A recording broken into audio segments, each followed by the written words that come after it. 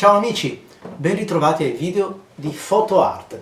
Oggi parliamo di un altro gioiello sfornato da Nikon, la Nikon D500, una camera DX, formato DX o APS-C a seconda di come vogliamo dirlo, che veramente ha delle qualità di tutto rispetto e di primo piano.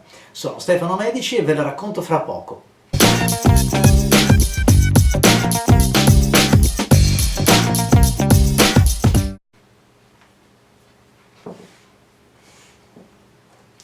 Questi video sono realizzati in collaborazione con RCE Photo, che è il più grande negozio di articoli di fotografia usati che abbiamo in Italia.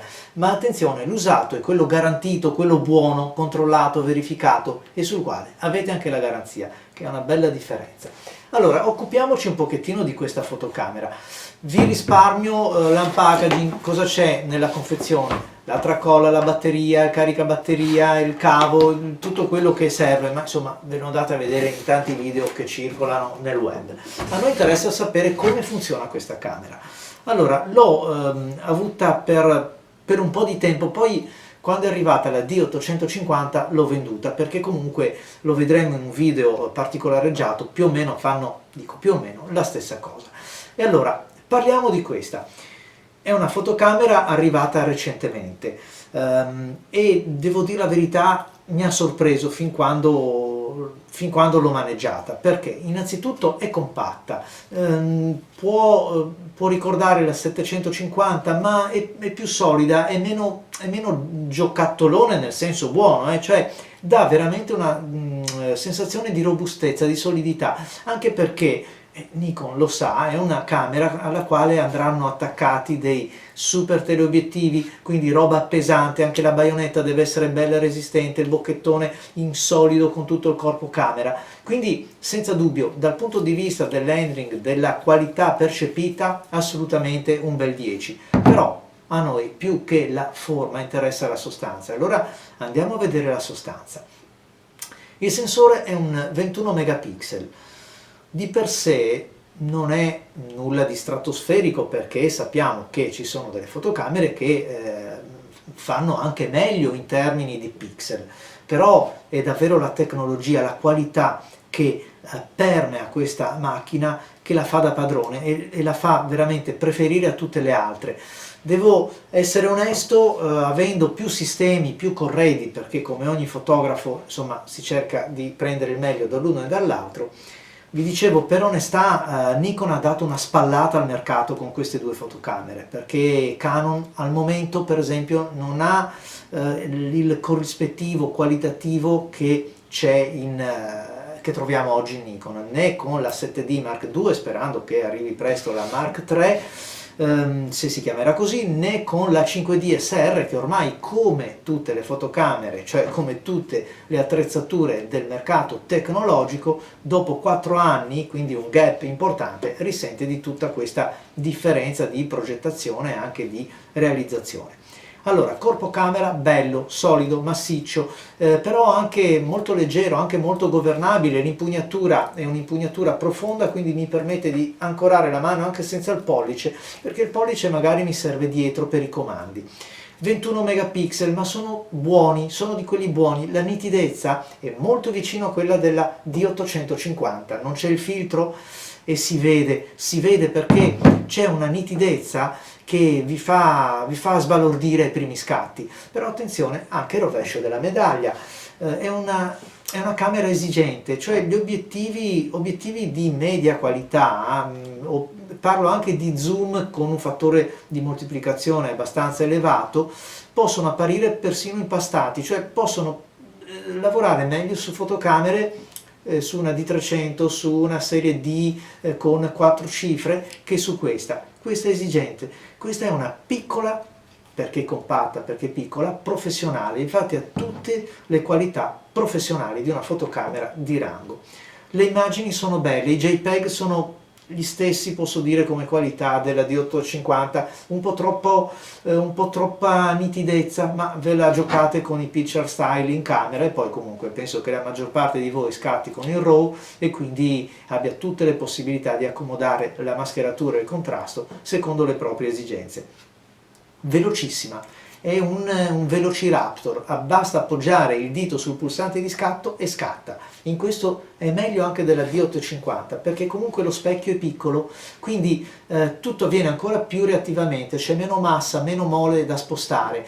Il mirino bello, chiaro, luminoso 100%, e si vede anche questo, è un piacere inquadrare perché se soprattutto lo facciamo con dei teleobiettivi per inquadrare soggetti e soggetti in movimento abbiamo tutta la chiarezza che ci serve, ma la stessa cosa avviene per il paesaggio oppure per altri generi fotografici dove è molto bello osservare in un mirino che sia luminoso e ci faccia vedere tutto quello che i nostri occhi, perlomeno insomma tutto, riescono a vedere in una scena.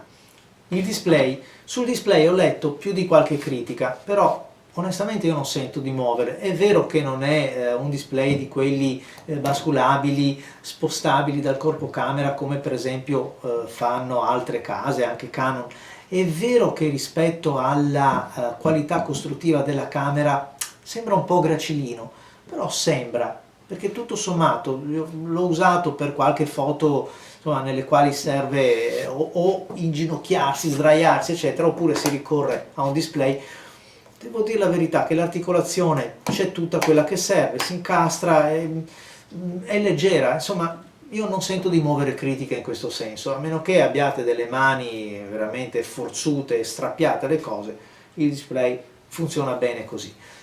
Retroilluminata come la D850, ma quanto ci voleva arrivare a questo? Di notte si lavora che è un piacere, i tasti si vedono. Ergonomia, beh, l'ergonomia ve l'ho già detto, 10, soprattutto avendo 4 pulsanti che sono personalizzabili secondo quello che vogliamo, è davvero un vantaggio innegabile perché ci possiamo mettere tutto quello che vogliamo secondo il nostro utilizzo della fotocamera e quindi non andare a cercare le combinazioni di tasti che talvolta sono un po' così, insomma ci fanno perdere un po' di tempo. Personalizziamo i tasti e li abbiamo tutti a portata di mano, veramente anche questo molto bene. Ve l'ho detto, la velocità, la reattività di questa camera resta comunque la cosa che mi sorprende ogni volta che la riprendo in mano rispetto anche alle ammiraglie, perché comunque da una fotocamera come può essere la 5D, la D5 oppure anche la D850, che hanno comunque una robustezza e una mole propria, ci se lo può aspettare. Invece da questa francamente rimango sorpreso ogni volta, basta appoggiare il dito e parte il click. E poi una raffica da 10 fotogrammi. 10 fotogrammi sono tanti. Una volta era monopolio di grandi reflex super prestazionali. 10 fotogrammi per secondo sono davvero tanti per, mi pare, 200 scatti in continuo. Ma chi di noi li ha mai usati? Facciamo un film. E a proposito di film, il comparto video è un comparto video interessante, ci propone un 4K, un bel 4K, ne parliamo fra un attimo, ma un Full HD a 60 frames secondo, che vuol dire un'ottima qualità. Perché il 4K faccio una postilla? Perché per utilizzare il 4K si riduce un po' l'area utilizzata del sensore, diventa praticamente un crop e allora mi va bene da una parte, perché mi va bene quando devo stringere un po' l'inquadratura, mi va meno bene perché anche il rolling aumenta, insomma tutto sommato quasi quasi preferisco lavorare in Full HD a 60 frames e il 4K lo utilizzo quando mi serve magari avvicinare un oggetto. Poi a proposito di crop, fino adesso non ci sono APS-C o comunque formati DX che riescano a fornire un fotogramma croppato. Questa ce l'ha, è un fattore 1,3 ulteriore rispetto all'1,5 di cui stiamo parlando. È molto utile perché quando lavorate con dei super tele o anche con dei medio tele potete avvantaggiarvi di quel quid in più e avete comunque un fotogramma nativo di 4000, di oltre 4000 pixel, quindi ampiamente spendibile, supera i 4K, quindi assolutamente bene anche questo, ci fa risparmiare un po' di gigabyte e soprattutto la sera quando andiamo a scaricare non scarichiamo 100 gigabyte ma ne scarichiamo un po' meno, quelli che ci servono invece che croppare dopo la nostra immagine. Gamma dinamica da vendere è quella delle è quella della D850, una gamma dinamica davvero estesa, soprattutto per questi 4 stop che vi garantisce sia la lettura della Live View, per esempio di notte, che in tutte quelle condizioni dove alcuni autofocus, alcuni sistemi si fermano perché non ce la fanno, non ci arrivano, questa ce la fa. Quindi ancora un punto a favore di Nikon. Se l'ergonomia è quella di una reflex Nikon, quindi vi sentirete a casa se ne avete già una, i comandi sono lì. Lo slot, tra l'altro, non ve l'ho detto, doppio slot per la scheda SD, che sia di quelle veloci mi raccomando, ma anche per la XQD. Ovviamente in questo è davvero gemellata alla D850. Vi dicevo, l'ergonomia è quella, ma la vera differenza rispetto a tante altre camere sta proprio nella reattività. Quando parlo di reattività mi riferisco anche a un sistema autofocus con 153 punti, che sono davvero tanti, ma molto veloce e di quelli capaci, perché la velocità ci serve anche a poco se l'autofocus non raggiunge il bersaglio, oppure se ha difficoltà a intravederlo, che so, fra i rami, oppure ha difficoltà a andare a bersaglio quando le condizioni di luce non sono più quelle ottimali. Insomma, lì siamo capaci tutti, ma quando il gioco si fa duro, i duri cominciano a giocare. È una F veloce, pronto, ho portato a casa degli scatti che non avrei detto. Tra l'altro mi sento anche di segnalare che c'è una piccola variazione, parliamo di centesimi forse di secondo, tra questa e le macchine professionali, scusatemi, quelle full frame, perché evidentemente lo specchio più piccolo, quindi minor inerzia da muovere, vi regala un pochettino di anticipo. Me ne sono accorto soprattutto nell'avifauna quando si cerca di prendere, che so, l'apertura delle ali dell'uccello, e mi è molto più facile farlo con questa che con la serie D o con la D850. Quindi autofocus, tra l'altro personalizzabile e molto veloce, molto capace. Del comparto video ve ne ho già parlato, ci sono poi nei menu tutte quelle caratteristiche che a me piacciono molto, perché non stiamo parlando soltanto di una macchina sportiva, per caccia fotografica, ma anche di una macchina, per esempio, pensata per chi medita di più lo scatto. Allora, la possibilità di ritardare l'esposizione di 1, 2, 3 secondi è una cosa utilissima secondo me quando non vi trovate, per esempio, ad avere in mano il flessibile, oppure semplicemente non avete voglia di montarlo. Tanti altri controlli che però sono quelli classici, devo dire la verità, non c'è nulla di nuovo sotto l'aspetto dei menu eccetera, se non un menu molto articolato, e questa volta trovo anche che sia molto facile da navigare. Bisogna prendere un pochettino di conoscenza con alcune voci che magari si trovano addirittura in sottomenu, però tutto è molto controllabile, molto modulabile, e quindi devo dire la verità che è una macchina realizzata molto bene. E vale la pena comprarla?